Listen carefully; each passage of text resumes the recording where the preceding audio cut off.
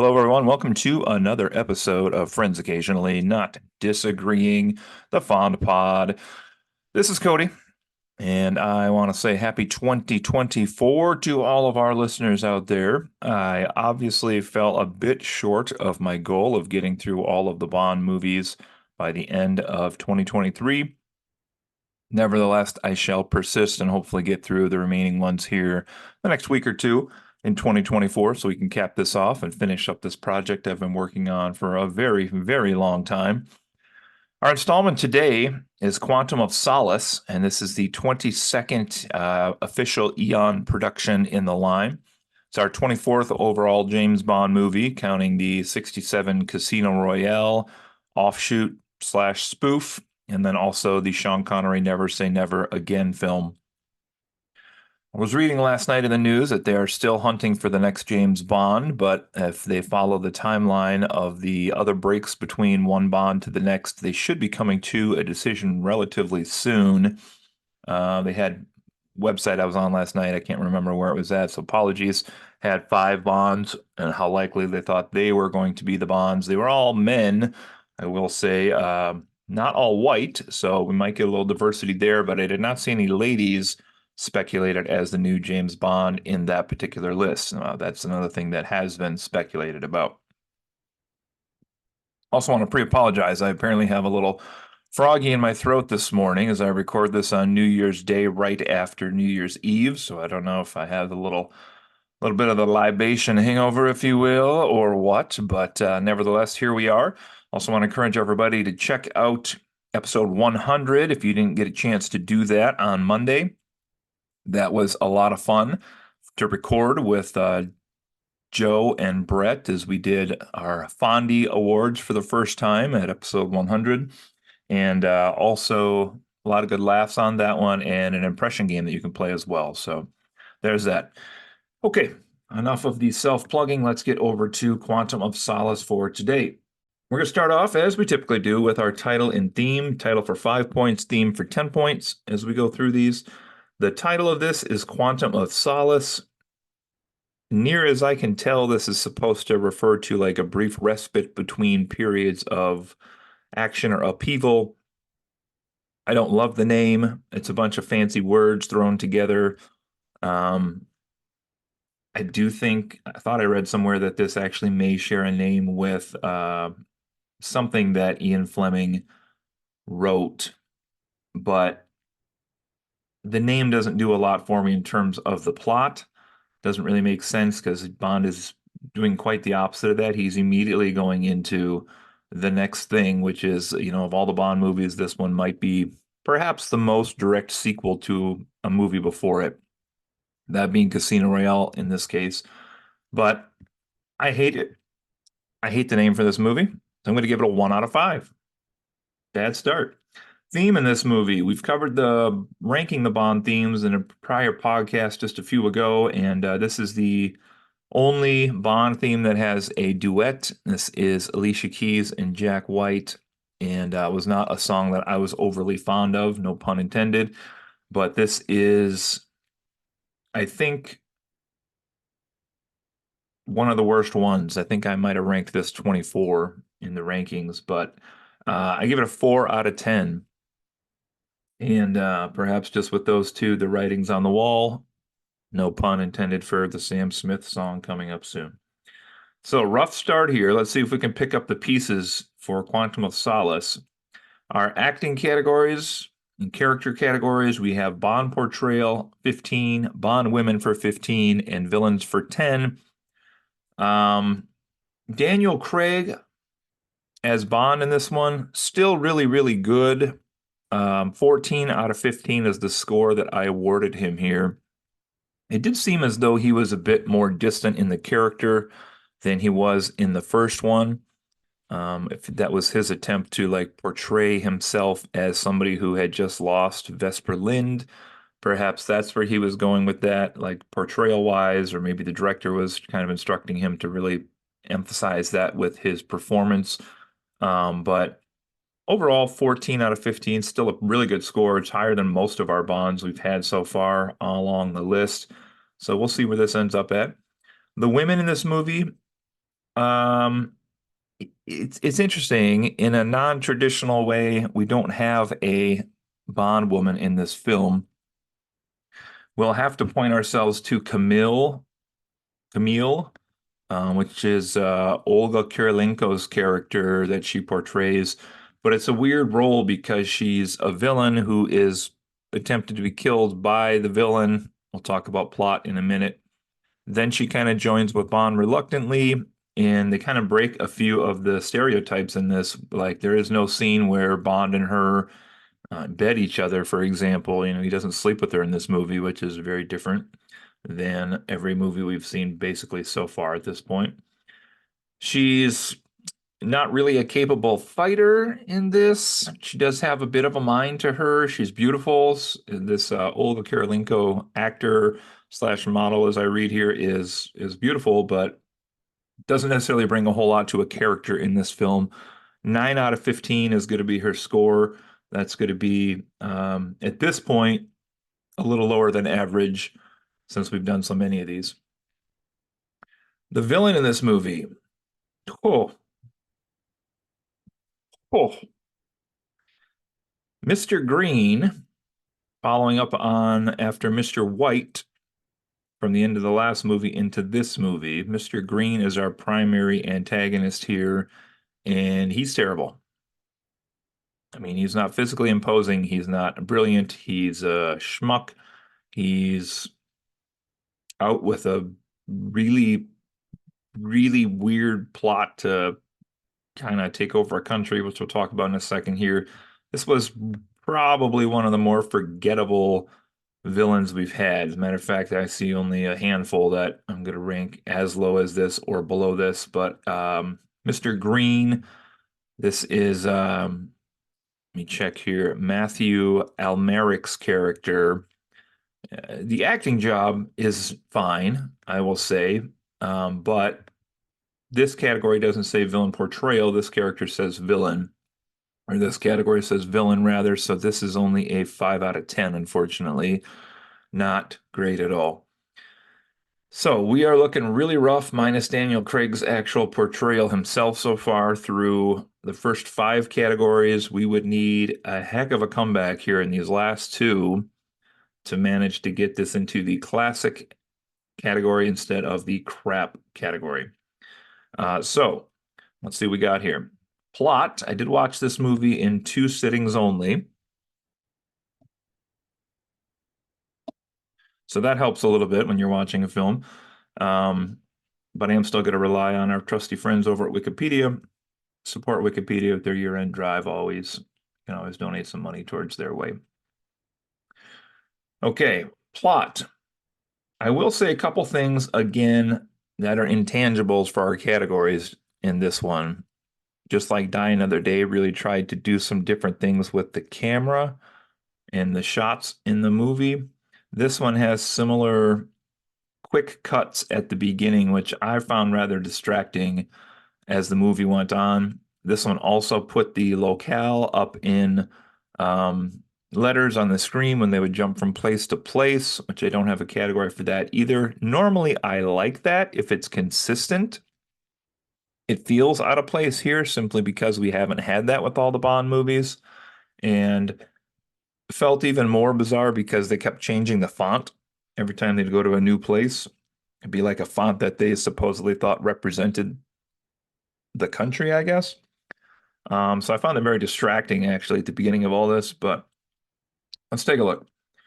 All right, James Bond is in Siena, Italy, and he has Mr. White that he's captured at the end of the first movie in his trunk of his car. So this is again directly after, like few minutes after Casino Royale finishes. A wonderfully brutal car chase here, evading the pursuers, and that's doing a very long scene, some disservice here with that summary. Bond delivers White to M. She interrogates White regarding this mysterious organization that he works for, which they believe is called Quantum, apparently. Mr. White responds that he has bodyguards everywhere. Our operatives are everywhere, and M's own bodyguard shoots a guard and attacks M. Bond chases this bodyguard, Mitchell, finally kills him. In the confusion, White escapes. Searching the bodyguard's flat, Bond and M discover that Mitchell had a contact named Edmund Slate in Haiti. Slate is a hitman that was sent to kill Camille at the behest of her lover, environmentalist entrepreneur Dominic Green.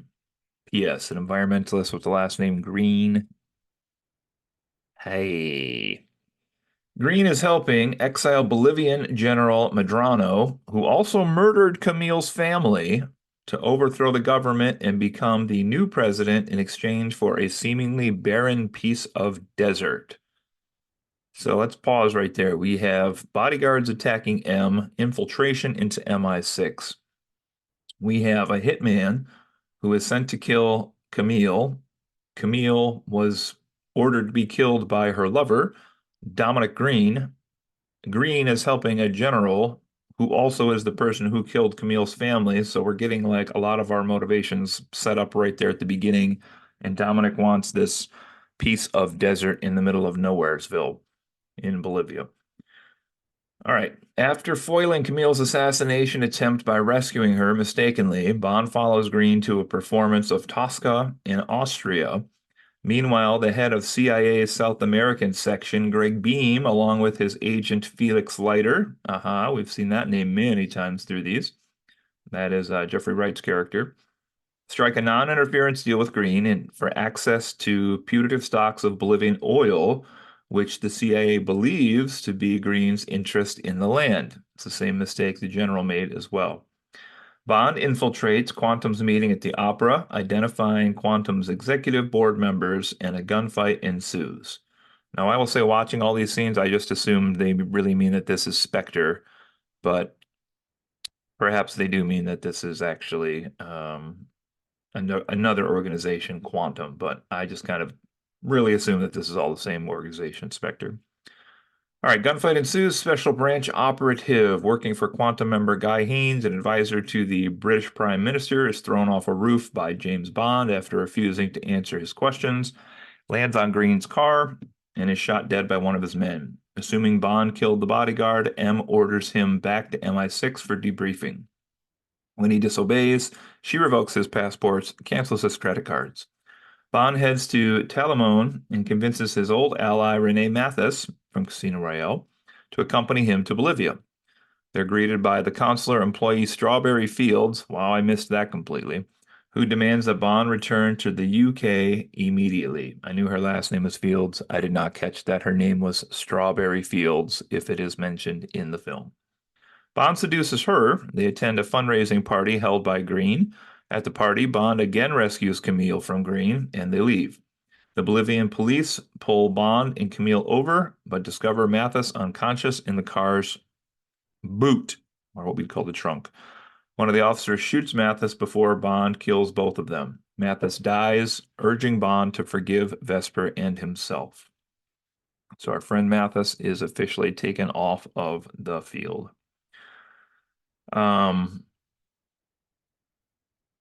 And actually, Strawberry Fields dies here as well.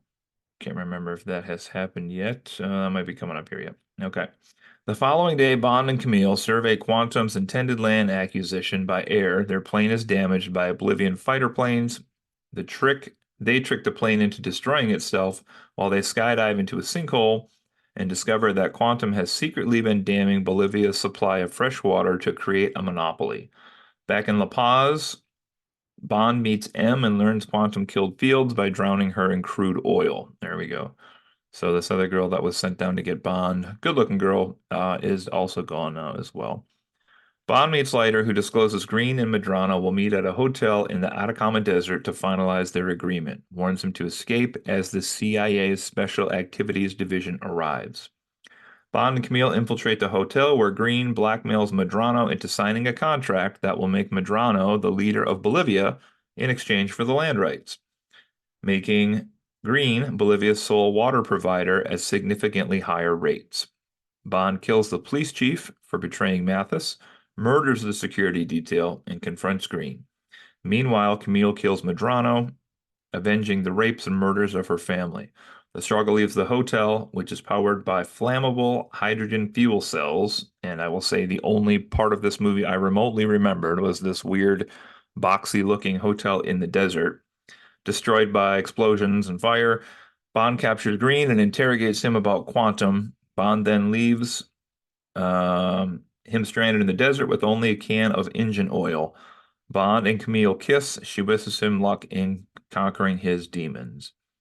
Meanwhile, at Kazan, Russia, Bond finds Vesper Lynd's former lover, Yusuf Kabira, a member of Quantum who seduces agents with valuable connections and is indirectly responsible for her death.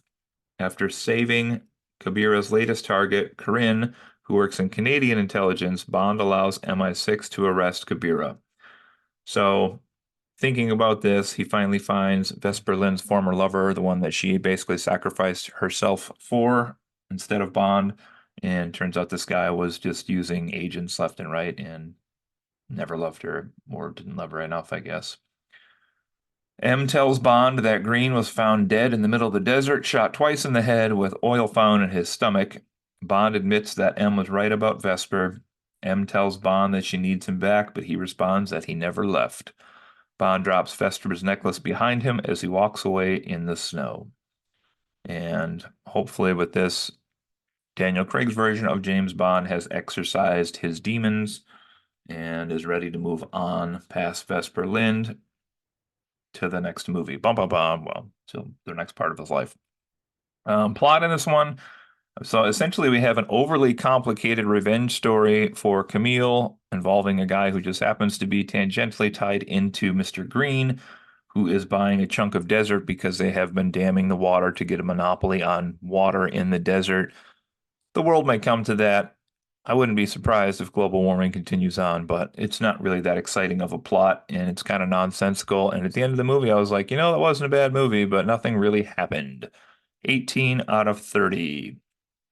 Or if I'm teaching, a D minus. Just kind of nonsensical all around.